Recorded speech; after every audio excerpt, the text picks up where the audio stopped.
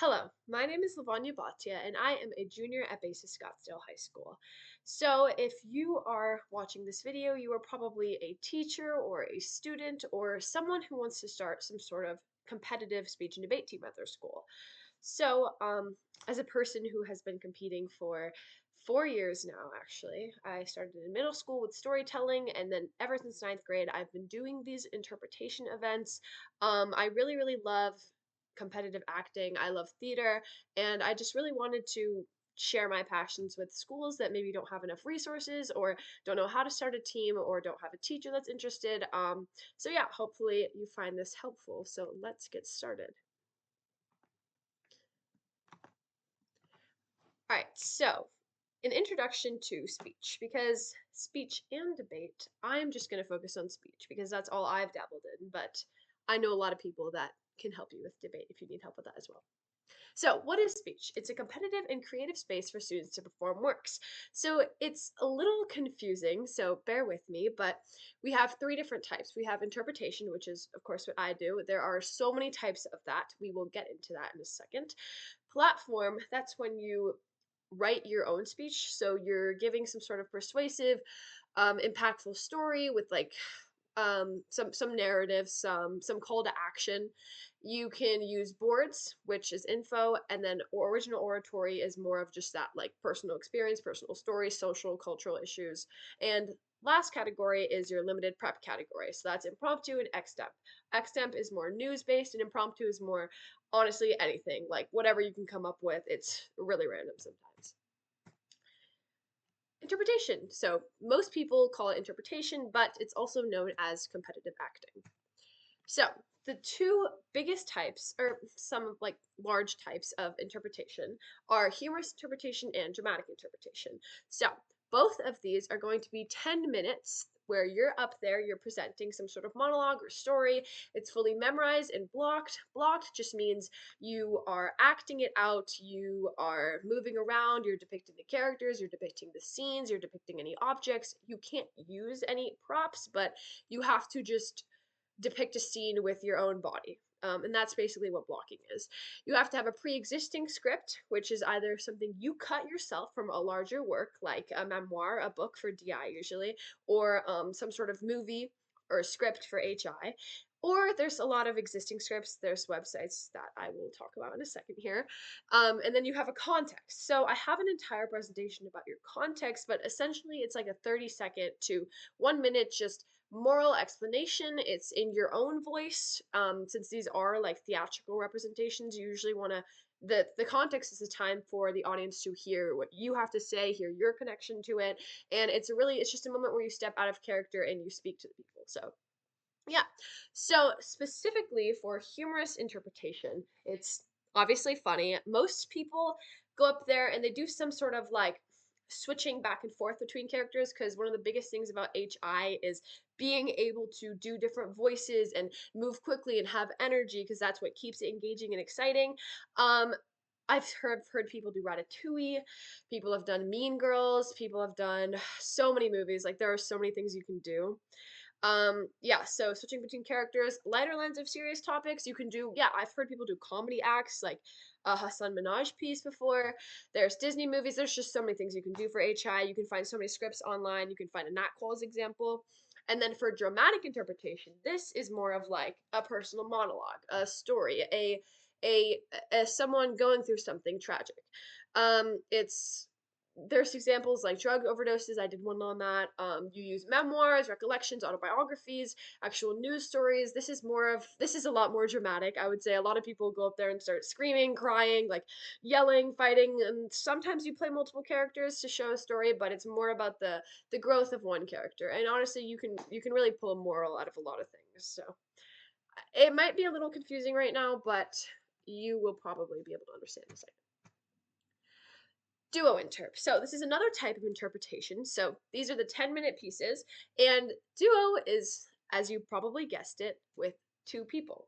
So two people are going to basically cut a script down, and I've heard people do Mean Girls as a duo as well, and you basically present the piece together. I've seen a lot more humorous duos than I have dramatic duos. Sometimes people do a mix of both. So you don't really have to stick to one for like funny or sad for the rest of these events. And you can't touch your partner or look at them in the eye.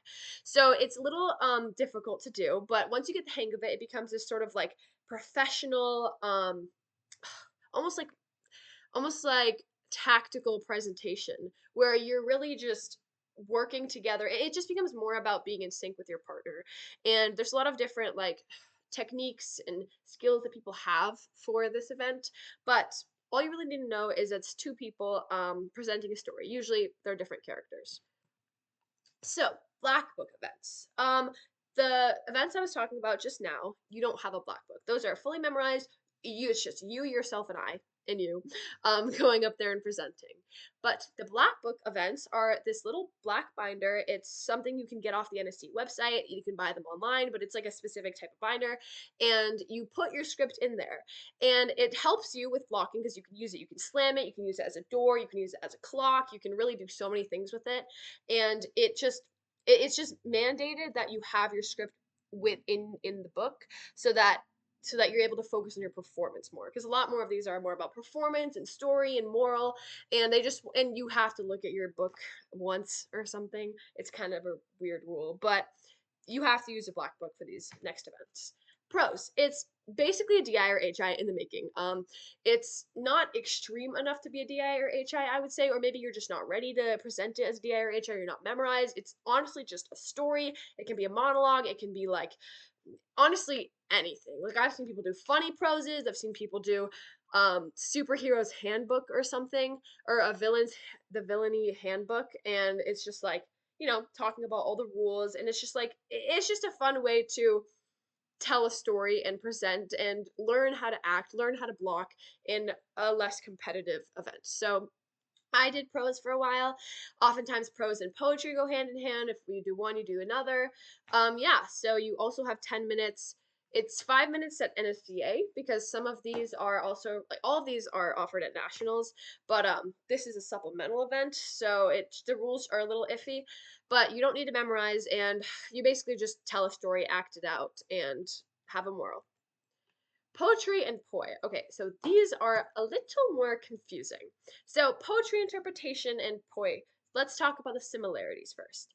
One, they are both fully memorized. Like I said, you can have a black book, but you do want to memorize these pieces because, for the most part, you are crafting it yourself and you want to know how to switch between characters or switch between stories and perspectives in your own voice. So, it's really important that you do have it memorized.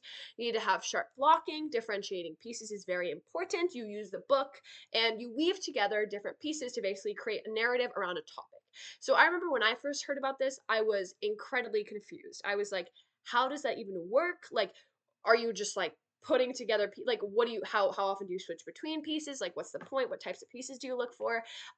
It can get a little confusing, but the best thing I can recommend to you is look at like news stories, find books, just find a topic you care about. Like I've seen someone do a poi on um how religion is like how we're expected to have faith in religion before we even have a chance to explore it ourselves essentially, and I think I linked it in here. It's a really good poi, but she uses like a song, like a mantra or just mantra at the beginning, and you can sing, you can use poetry, you can use a lot more things for poi than you can for poetry. And honestly, poi is just about weaving together stories of 3 or 4 different characters and like different works to create a program. So you would go up there, you start in one character, you use your book to do different blockings, and it essentially just allows you to get one message across from different perspectives.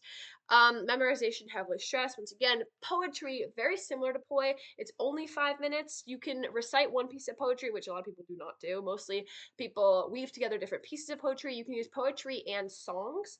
So yeah, basically it's the same thing. You want to use different voices, different characterizations, different blockings, but you are using that to present a program about one topic. Yeah, and it's both of these are are a lot more like focused on your voice, on your passions, on your purpose because you are the one weaving these together. You are the one choosing what goes where and you're giving them characters. So, I would say these ones are a little more confusing. So if I was recommending someone start with like start doing interpretation, I would recommend to start with either DI or HI because those are a lot more straightforward. You're not really playing with the script as much as you are with these. Okay, OSWA. A lot of people call it OSWA, original spoken word poetry. So you are going to compose 3 different poems. Um, each is performed for 7 minutes. That sounds. I will double check. I'm pretty sure that's right though, or maybe it's no. I'm pretty sure it's 3 minutes. Yeah. Anyway, I will fix that. But all you really need to know is you write your own piece of like poetry. It'll be really about anything. You have 3 different pieces of poetry because at tournaments you have 3 different rounds, 3 different preliminary rounds you go to, and they're usually held together by one theme. People can do poetry on so many different things. You have a black book for this. You really can just perform your poetry. You stand up there. You can also do blocking. You can do emphasis. It's just for those people that like writing because this is really the only event that you can actually write your script. So yeah, I would really recommend people who just like writing, who love poetry, do this because it's also a supplemental, so it's not nearly as daunting, and you aren't expected to really, it's just like your own words, your own voice. Okay, platform speaking. So those were all of the interpretation events. I left out like 1 or 2 because those are usually not as important. But those are the main ones. Those are going to be the ones offered at almost every local tournament and national tournament. So yeah, that's the general idea for interpretation. I am going to give you a general overview of platform. I have resources for platform speaking. I am currently working on getting them onto the website, but as of right now, I'm going to briefly introduce you to platform. So, platform is OO and info, as I mentioned before. So, original oratory. So, this is going to be a personal speech that you give across. It's going to be a 10-minute speech. You usually have some sort of like passion. You are trying to solve a problem. I've heard someone do an OO on the just world theory, and I think it's a theory about how like the world is unfair, like, or it's something about how the world is actually unfair and it treats people like differently when that's really not, it's not fair. Like we all deserve to be treated equally, but there's some things that happen. Like one girl, um her mom has been diagnosed with cancer, and so she writes her story about, or like her speech about how like about this theory and this phenomenon and its relevance and its like, prevalence in today's world, and it's more of just like how can we how can we overcome this phenomenon? Like how can we truly like, find our place, I guess. And I also saw another OO on like this one girl talking about Asian stereotypes. So there's a lot of like social, cultural, like emotional, moral things you can do. A lot of people choose theory, phenomenons. Like there's this one OO I saw about how we tend to blame others when things go wrong, but then we blame ourselves. Like okay, when things go wrong, we blame others. When things go well, we attribute it to our own positive success. And it's just it was just like a really cool like, analysis on how we as people function and how we can, be more aware of this. So it's a lot of real world stuff, and usually you offer a call to action or solution by the end, and you have a 3-pronged like paragraph thesis. I think of these as just like a 5-paragraph like narrative, So yeah, I can show you some examples of these as well. Info. It's very similar to OO. It's the same length. It's your own words. It's similar structure as well, like 3-pronged. You have your interparagraph, your conclusion paragraph. So the thing is, info is a lot less political and biased. Info is really just talking about some sort of like origin or like any really just idea or phenomenon in the world. So you're not really trying to have a call to action of it. You're just trying to like bring people's attention to it and genuinely inform them about the topic. I've seen some on AI. I've seen one on like logos, pathos, and ethos, and it's just like, and this guy, he was using those in his speech. So it's really just more of like a meta, like fun event.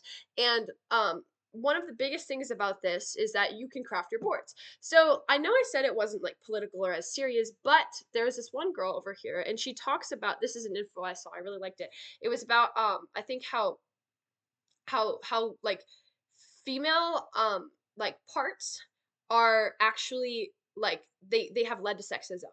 So it's really just informing us about like the history of like, how we name those parts and how that inherently is a sexist phenomenon and a sexist idea that we have like ended up following. So you can play a lot with the story and like with what you're saying, and you can really do a lot of research on like the history, the impacts, and you get to use your creative aspect of yourself to build these boards. A lot of people do like Velcro stuff. A lot of people like, um, I don't know. There's a lot of stuff you can do. You can print stuff. You can draw things. You can make them as interactive as you like. But basically, they're boards, and you present them. You present it on any topic. A lot of people do very niche things. Limited prep. Okay, I don't know why it's a one, but this is going to be our last one. So we have extemp and impromptu. So, extemp speaking, you have 30 minutes to prepare a speech on a given news topic or question. A lot of these are going to be current day. So, I think I saw some on like oh my god, sorry, the war in Palestine, Russia. There's a lot of stuff about like, and obviously political Trump stuff. There's international extemp, US extemp.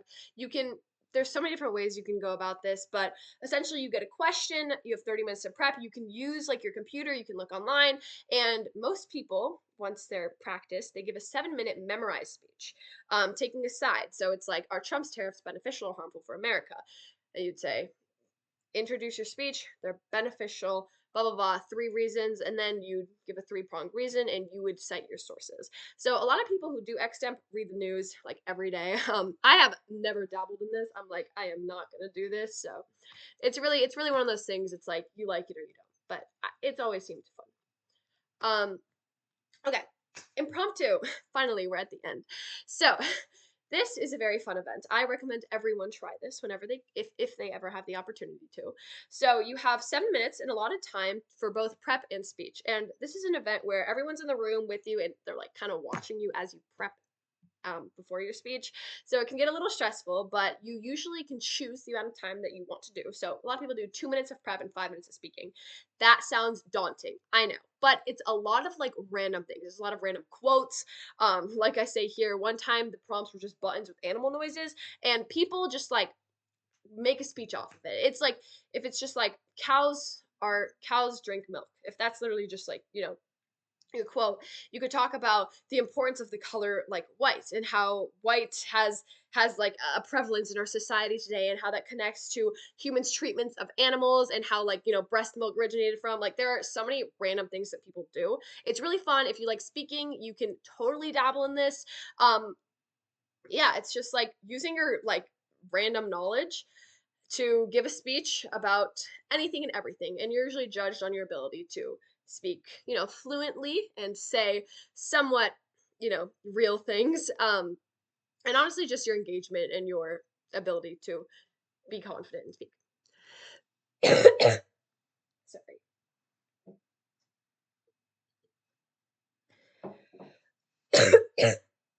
Okay, so sorry, excuse me.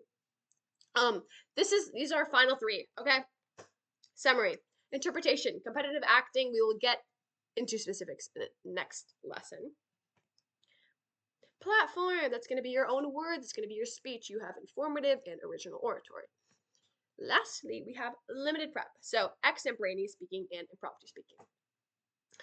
All right, that is lesson 1 for you. Please let me know if you have any questions, but looking forward to the next lesson.